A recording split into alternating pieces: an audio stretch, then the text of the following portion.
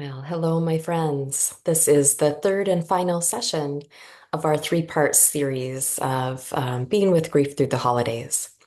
This video is going to be a little bit shorter. I'll recap the first couple of sessions and then we'll dive into today. So in session one, by the way, if you haven't watched those videos, I encourage you to watch those first. But in session one, we talked about reimagining or rethinking what this time of year actually is and what it means to step into the holidays, to step into the season of winter. And we talked about how we can extend this time of year away from a 4-week window of the holidays and rethinking what that term even means and thinking of them as holy days. And when we do that, we can extend that time period through to the entire winter season, all the way to the spring equinox. This is our time to rest and to reflect and to really be with ourselves and turn inward to be with our grief. In session two, we talked about reimagining the holidays because this time of year is so difficult. And sometimes we just need to give ourselves permission to say, I need to do things differently this year. My life is not the same right now. And I want to take a step back or I want to take a vacation. Whatever it is that feels true to your heart is what I want to give you permission to do. But the truth is that we have to give ourselves that permission. Session three today is about honoring our ancestors and our loved ones during this time.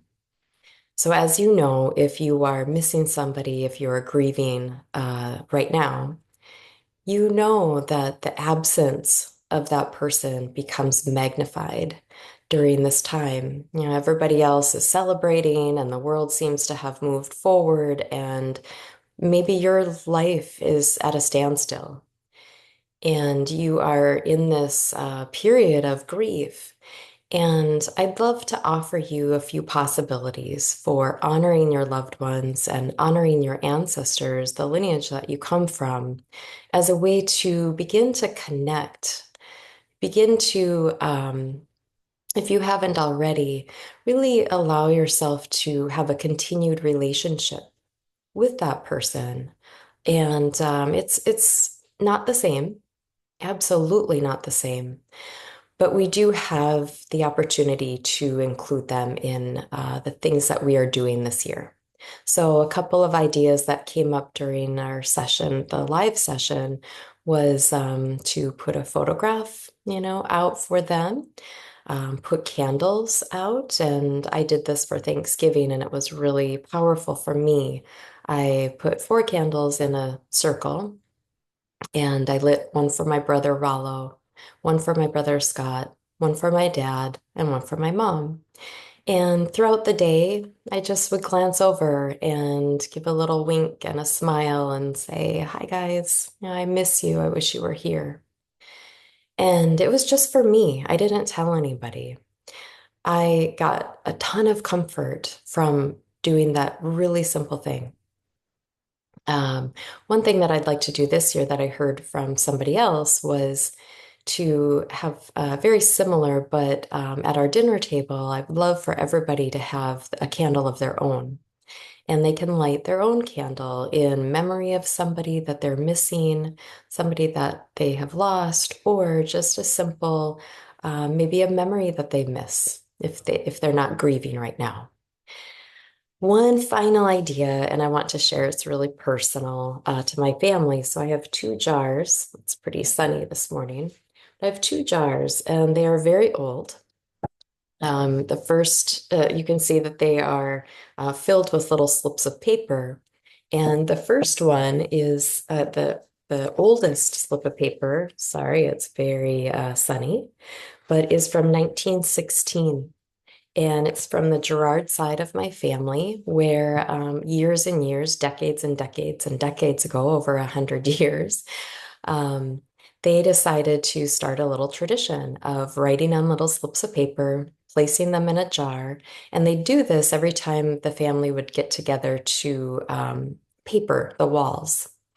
And it became this special tradition that we carried on, gosh, until probably 3 years ago, maybe just before my mom and dad died.